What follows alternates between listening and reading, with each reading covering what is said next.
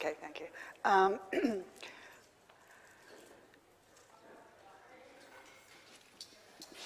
Thank you.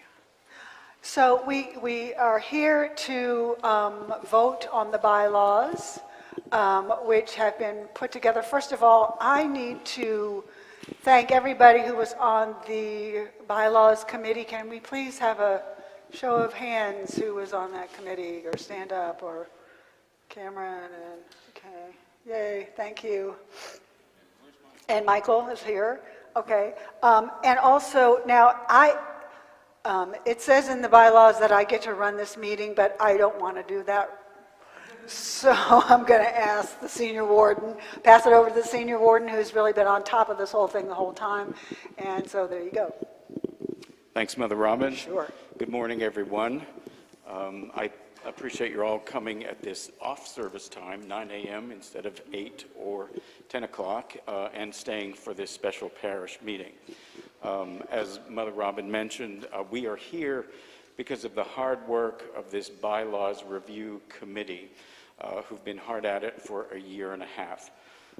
I'm going to try and make this as efficient as possible. You will have a chance to ask questions, make comments, share your opinions along the way.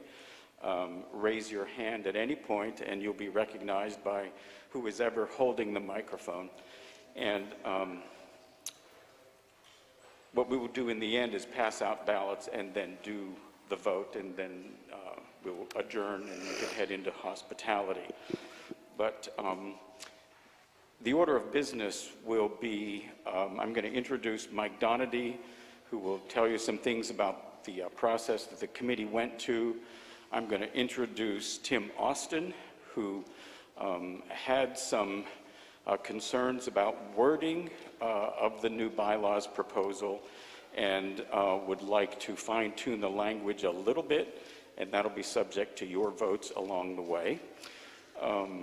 And then, you know, it'll be sort of, we'll open the floor for questions and comments about the whole review of the bylaws and the new package of terms, and then we will conclude by having you leave and dropping your ballots in the ballot box. So let me start by just giving you a micro history. St. Brendan's was founded in 1987. The bylaws that function as our Constitution today date back to those days, and they've been in need of revision for several reasons. There was an amendment made in 2009 to one passage, and that was the only change that has happened to those bylaws in all this time. In 2022, toward the end of that year and the beginning of 23, my predecessor, Cameron Grosh, as senior warden, and other vestry members began examining the bylaws, and we're hoping to make some changes. But as you know, at the end of a vestry term, 3 members go off, 3 new members come on, and I wanted to make sure that examination didn't stop. And so in the spring of 23, I asked Mike Donady if he would chair a bylaws committee. And so the new members of the committee were selected. They went forward, and they've been working on it ever since. Yeah. So, Mike, I'll bring you up and let you talk about what you and the committee went through. Thank you, Tom. First, I'd like to recognize the committee. Cameron Grosh is here, Ann Vinsky, Annalisa Tarrant. I think it also included Mary Bertucci and Jim Evanachko. And I'd like to thank all of you for your help on this and reviewing these things. This has been going on a long time. Part of the problem, part of the delay was here, the unfortunate circumstances that Joyce and I had with some surgery that was necessary, and then we finally moved. But there are a number of things I just wanted to point out. One of the things we did, and some of the changes that we proposed to the bylaws are because of changes in Pennsylvania statute. For instance, the nonprofit corporation law now permits meetings and voting electronically. I remember... No, sorry, that was just me doing this. Okay. voting electronically. As a matter of fact, Joyce was one of our representatives to the diocesan convention. At one time, the convention was held when we were in California visiting family, and she voted electronically from Folsom, California, on these things. So that kind of thing needs to be taken care of. There are a number of things that came up that Cameron's committee proposed, including having a quorum, 25 members, providing that 20 members can call a special parish meeting. We feel like if 20 people are upset enough about something, they should be able to call a meeting. There was a provision in that draft that provided for removal of a vestry member. We expanded on that. Basically, a vestry member, it's set out in the bylaws, but basically it's for either could be removed either for abusive behavior or for dishonesty. And, there should be some provision for things like that. We adopted a new indemnification provision. The old indemnification provision, when I looked at it, looked to me like something that really was adapted more from a corporate, maybe a small corporation bylaws. And there have also been some changes in the statute. So we used the bylaws, the other bylaws that we looked at were redone about 5 years ago by St. Paul's Episcopal Church, which is also a very progressive church. It's the largest church in the diocese, and it's now in Mount Lebanon. And sometimes when you don't see Joyce and I here, we're at St. Paul's. But we used their bylaws, and I thought that they had done a very good job. Let's see. Yeah, we also had another thing we added was for a judge of elections. There was no provision for a judge of elections, and most of the time our elections are non-controversial. We have 3 people running for 3 positions. But there may be occasion where there is a dispute, and we do need a provision for a judge of elections, so we included that. There's some other that we put in the section about gifts and memorials, that the vestry has to approve the memorials. There are a number of other things that we put in, and I certainly would answer any questions about those. And these also have to be approved by the diocese. Now, this draft was approved by the Standing Committee of the Diocese, I believe, in June. I've been involved with the diocese since 2009, so I was on the Board of Trustees for 8 years. Since I left the Board of Trustees, I've actually continued to be on the Property Committee of the Board of Trustees. So I've worked a lot with the diocese, and I've worked with Andy Roman, so any changes that are proposed here, I don't see any problem. I'd go back to Andy, he's a diocesan chancellor, and I can go back to him, and I think we won't have any problems getting those approved. The one thing that came up was how to choose the senior warden, and the reason this came up was because I sent our first draft, I think one of our early drafts, down to Canon Kim Carish, and Canon Kim is a priest, ordained priest, who is essentially the COO of the diocese. She is the one who sort of keeps things rolling, sort of second in command of the bishop. And she said, well, you may be the only, St. Brendan's may be the only church in the diocese that permits the vestry to select a senior warden. And we went around and I said, well, that's the way St. Brendan's always does it, and I think probably most people here would prefer that we do it that way. But we talked, and I said, well, we'll let the diocese make the decision, and I think, or let the parish make the decision, and I think diocese pretty much agreed to that, and that's why we have that question in there. Otherwise, there are a lot of other little cleanup changes. We tried to do some editing. I don't doubt that there's more editing that can be done. The document, I will say the document needs to be formatted. I used to basically churn a lot of paper for a living when I was a real lawyer. And one thing I never figured out how to do is how to format a document, although I had an excellent secretary and she was very good. But But that needs to be done, and there may be, I noticed looking through this draft yesterday, there's an extra 3 in there somewhere, and I'm not sure why that's there. But I think we do need to clean up, and Tim and I and Tom will work on cleaning it up, and of course that would be part of the approval that we'd request. But if anybody has anything else, just, I'd be glad to respond to any questions or comments. Yeah, Donna.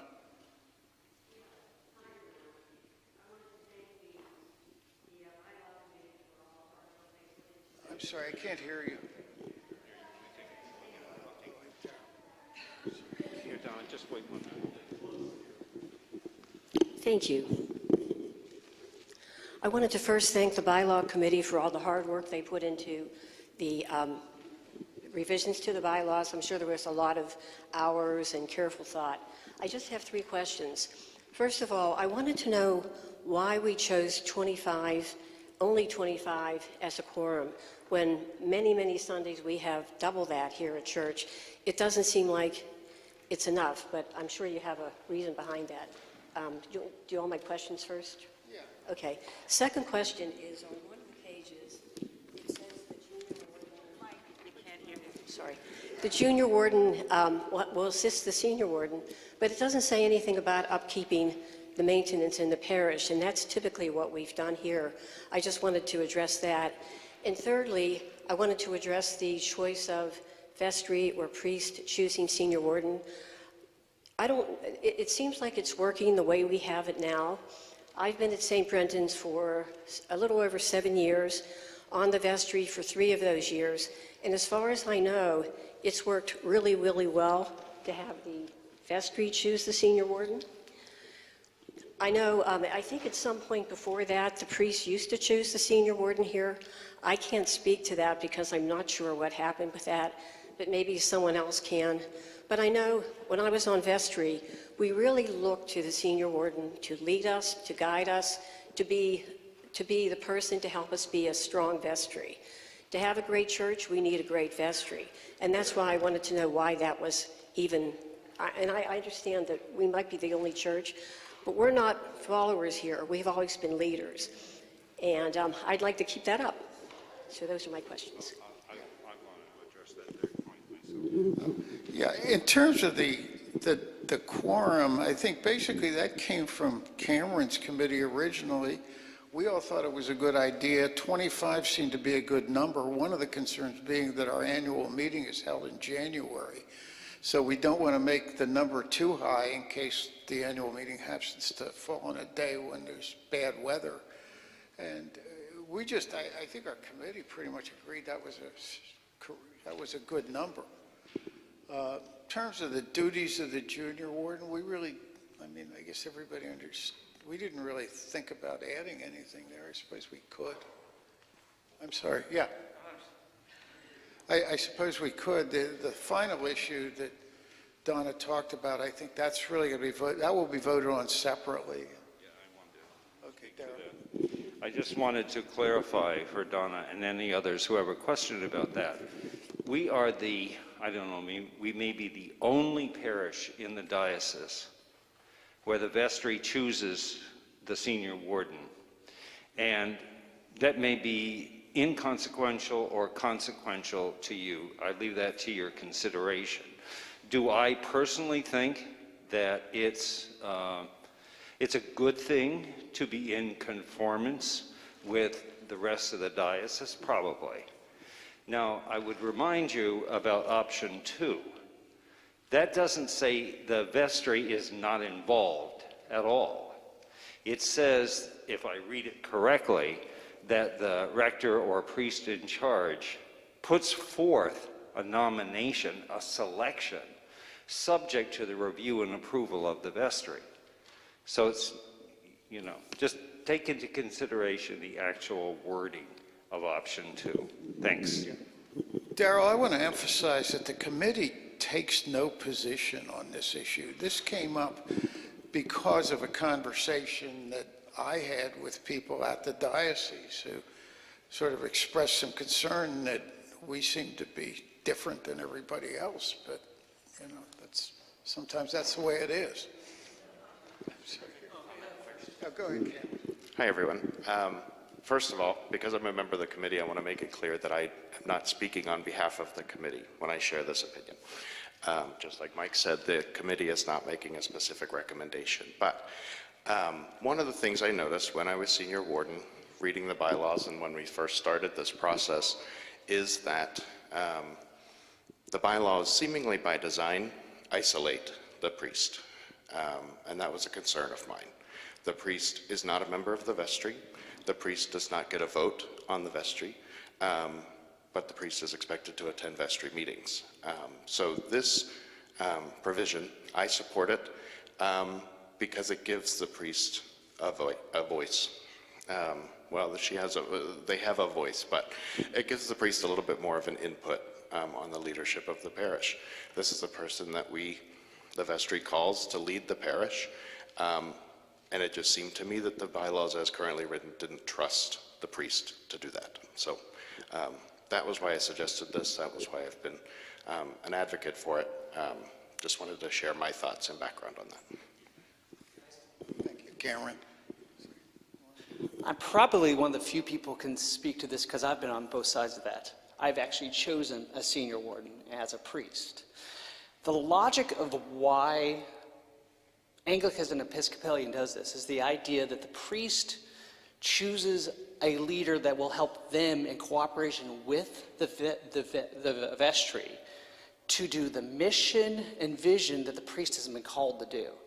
It is not a matter of power. It is in some ways, and I will not argue about that, but it's that you have the priest, and it's never done like from on high. Any good priest, and I know Robbins is the same, is that you'll be in consultation, in cooperation, in collaboration with your vestry. But the idea in Anglicanism for the priest is they're going to be one who are praying for you, making vision, trying to figure out what is best. And the senior warden is supposed to be working in cooperation directly with the priest to be helping out that direction in the church. I do understand the democratic views of St. Brendan's. I grew up with that as a church.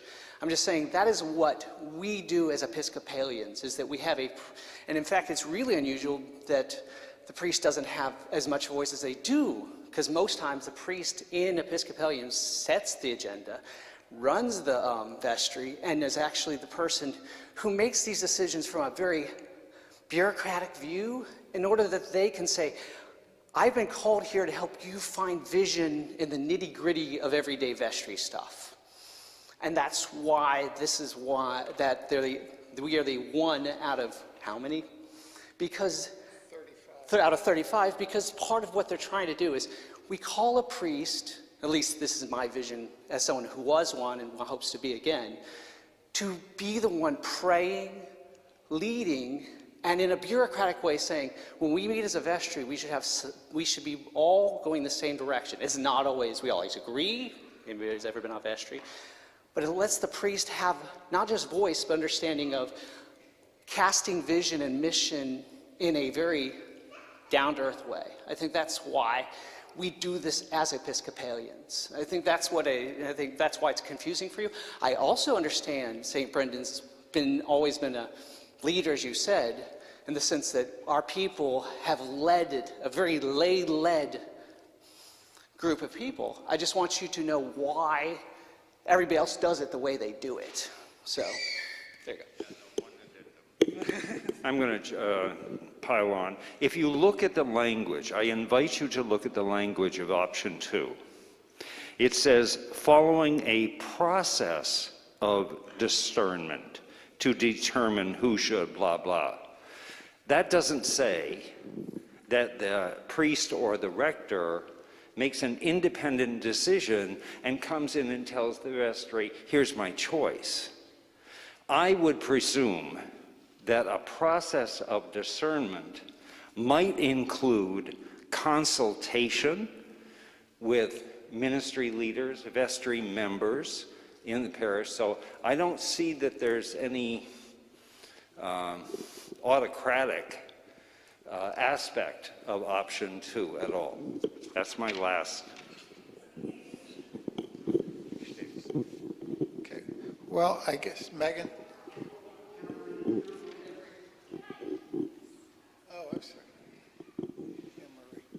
I'd just like to make sure we hear the opposite opinion on that, if I can. So I do think the first option also lists a discernment process with the rector and the vestry, but mostly, I really love that St. Brendan's, this is our church. We're glad to have Mother Robin here. She has an important role, but I don't consider this Robin's church. I consider this my church, your church, our church, and that's something that's very important to me, and I do really appreciate the checks and balances on that. I think in any other scenario, it'd be a little weird for you to appoint your own boss, right? And essentially, our vestry and the seat and warden are the check on the priest, and I do think that's something that's important to maintain. And just something that, actually, I'll have to say, I heard from a discussion with Tim, and I think it's very powerful that we have to remember, is that while we might be different from other churches, we have a part-time priest. And we don't want a part-time vestry. And so we have to be thinking about perhaps implications that might have. There might be a time as we get bigger where having an appointment by the rector would be more appropriate, but given our size, I think that's just something for us to reflect on as you make your decision. Melanie? Although I'm on the vestry, I speak for myself. I have been asked to be on the vestry several times, and I wasn't in the position to accept. But I will say that in a democratic world, I think having the vestry select who they think is going to be a good leader for them. We have a very, very active vestry, and I think that speaks well to Tom's leadership. And that enables, that excites us, that gives us the passion to want to volunteer for everything. If we have a weak leader as part of the vestry, that is maybe a rubber stamp of the priest, I don't know. I think it gives us the opportunity to have that checks and balances and elect in our own workforce somebody that we think is going to lead us and be representative of the church. Again, that's with the permission of the priest and discernment. That's still going to be something that happens, but my opinion. Thank you. Thanks, Melanie. Sorry. Marilyn? Thanks, Michael. I have a procedural question. If we select option number 1 in B, does that mean that we approve the changes or we don't approve? It seems like the big sheet has changes and the little sheet, I don't understand what we do there. Yeah, it says, do you approve of the changes to St. Brendan's bylaws, yes or no? Well, if I do option 1, then I don't approve of changes, except for the second page. If I agree with that, how's that work? What are you looking at? This. That's the Tim Austin sheet. Yeah. And his suggested changes of some wording. Yeah, that's, So we say yes, we want changes? well, it's up to you. But, Of course. You're going to get to vote on those. Oh, that's separately. And if they're adopted, they will become part of the overall. Gotcha. Okay, thank you. That wasn't clear to me. Sorry. That's sort of the next speaker. Yeah.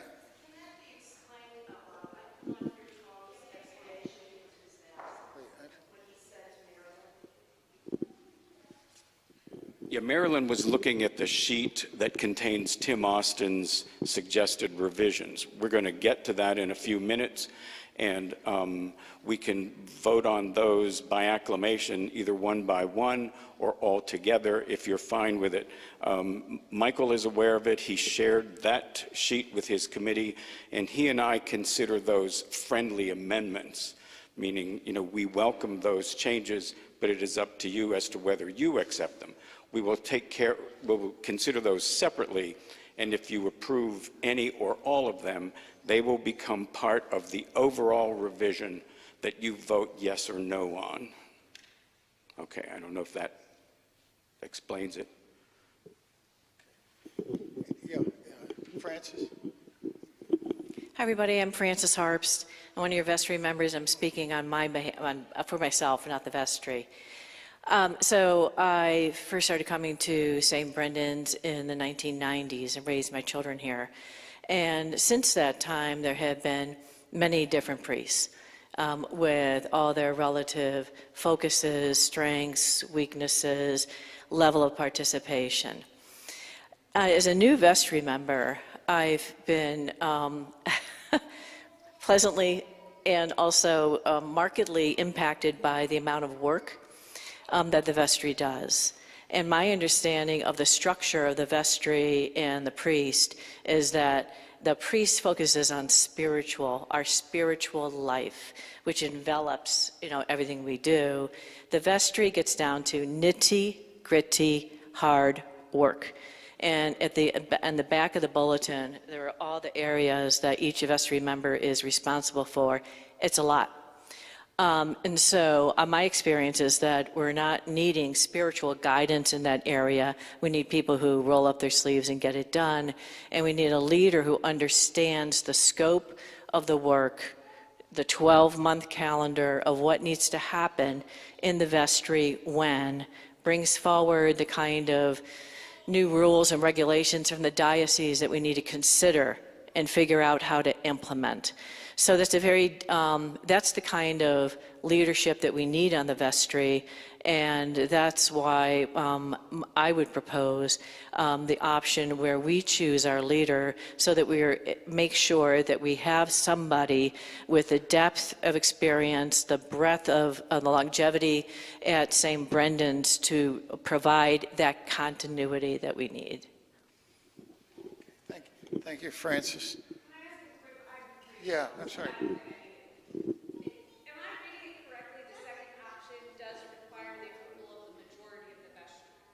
So if the priest were to suggest someone that... I'm sorry. Okay. In the second option, if the priest were to suggest someone that the majority of the vestry did not approve of, then that person would not be brought up as senior warden. Am I reading that correctly? Okay, so there is a check and balance sort of a process to that. Okay. Yeah. Okay, thank you. Okay.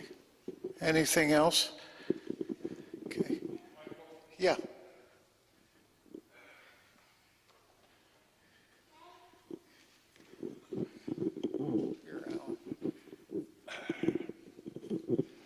Yeah, I'm Alan Schneider, and I had been senior warden for 1 year, so I have a little bit of experience there.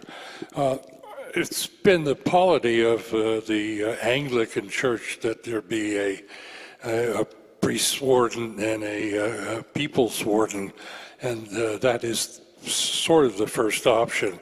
The second option is maybe more American, that we Americans tend to choose our own leaders. And I think perhaps in this case, it might be better to do that because there may be times when the senior warden has to discipline the priest. It's not uncommon in other situations where priests do need discipline, and that would be very hard, I think, for a warden that was chosen by the priest. Thank you. Yeah.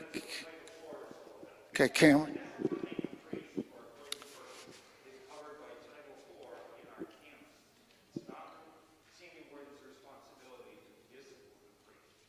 Right. I'm sorry, I seem to be a little outnumbered, but that's okay.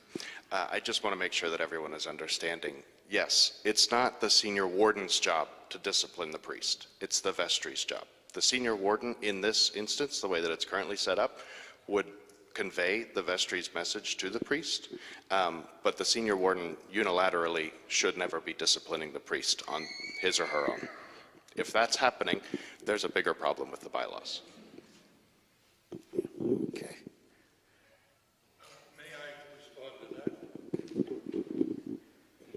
that? it may be the vestry that decides to discipline the priest, but I suspect it will be the senior warden who conveys that discipline to the priest. So the senior warden does have some significant input in the discipline, and probably includes the dissemination of that discipline to the priest. Okay, thanks, Alan. Anything else? At this point, I'd like to defer to Tim, who's proposed three revisions to the documents, and committee has seen those. We support them. Thank you, Mike. And let me immediately say something. I'm going to make a little correction to what Tom said. These are not adjustments to the work of the committee. I'm looking at items in the bylaws that I think are problematic, and if we're reviewing the bylaws for the second time in 40 years, let's make sure that we catch any other things that are problematic. So I spotted three things, and you should have a complete sheet of paper here, which starts at the top, at the special parish meeting, blah, blah, blah. All right? So I'll walk you through these one at a time. The first one has to do with the right to vote. All right? And I invite you, let's just take a second and read the current version, which is the one that isn't in bold type. Just read it and think about whether you do or don't qualify to vote.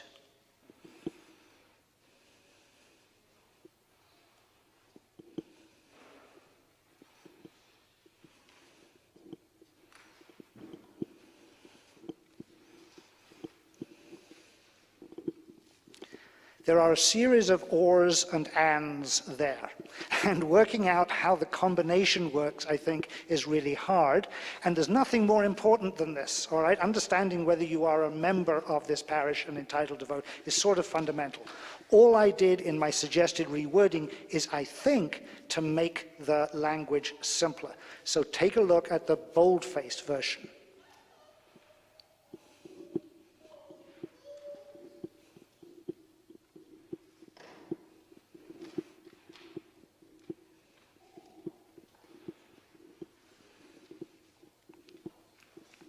So you sort out, first of all, whether you attend services in person or have been a regular worshipper in parish by person or by remote participation. Then you say, in addition, you must have given financially, be 16 years old, and be in attendance. So it's A or B, or 1 or 2, and then 3 and 4 and 5. I just think that's a simpler way of laying it out. Maybe I'll take questions about that provision first. Any questions? Okay, seeing none. The second one. The question is, who are members of the vestry? And the current bylaws are not consistent. Sometimes they use member, and it includes the priest. Sometimes they say member, and it doesn't include the priest. So what I did was I looked all the way through the bylaws, and I found this section, Article 3, Section 1A, which says the vestry shall consist of not more than 9, not less than 7. Now, if the priest is a member, that would mean not more than 8 and not less than 6 elected members. And that's not the way we've done it, all right? We've always had between 9 and 7 members and the priest. So I reworded that. All I did was I put in the word elected as the second word. The elected members of the vestry should consist of not more than 9 and not less than 7. So that's the only thing I changed. But it does make clear what members means. And then the third thing is, there are 2 sections in the bylaws that deal with what you have to be, who you have to be in order to do something. The first one we already looked at. That was Article 2, Section 2A, right? And I just suggested some good wording for that. Ironically, the current bylaws make it easier to be on vestry than to vote at a parish meeting. Believe it or not. If you compare the 2 articles, it's easier to be on vestry, harder to get a vote at the parish meeting. What's more, it's never a good idea in a document like this to have 2 sections dealing with qualifications that don't match. All right, that's always confusing and unhelpful.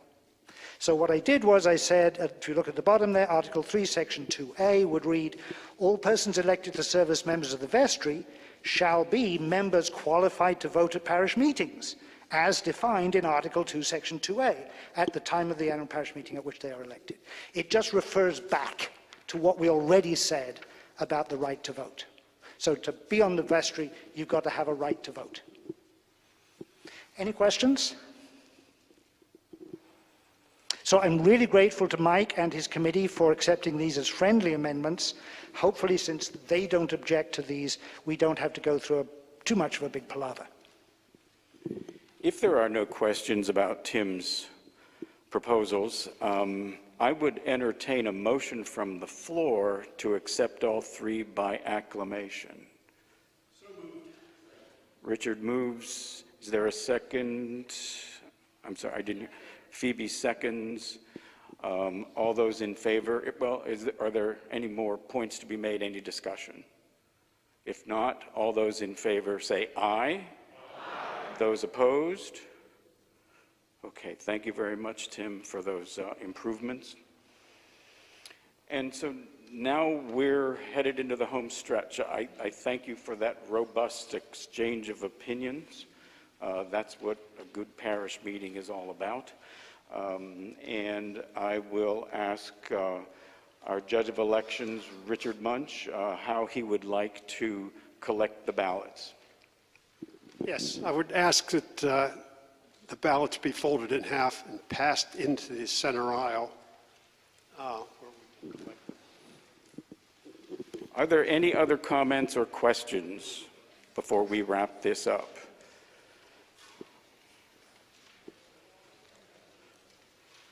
After we collect the ballots, I will then entertain a motion to adjourn.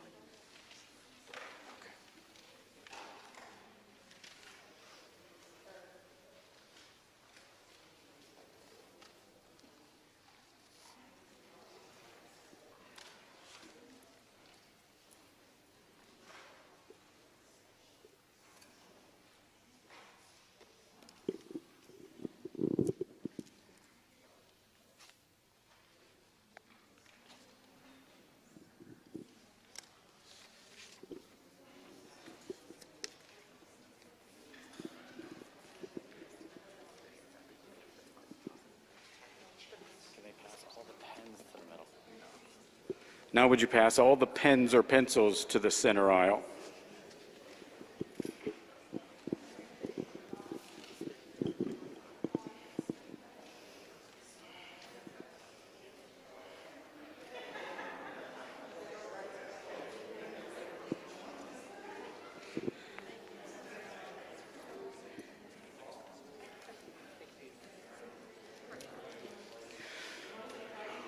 Well, thank you once again for being here and participating.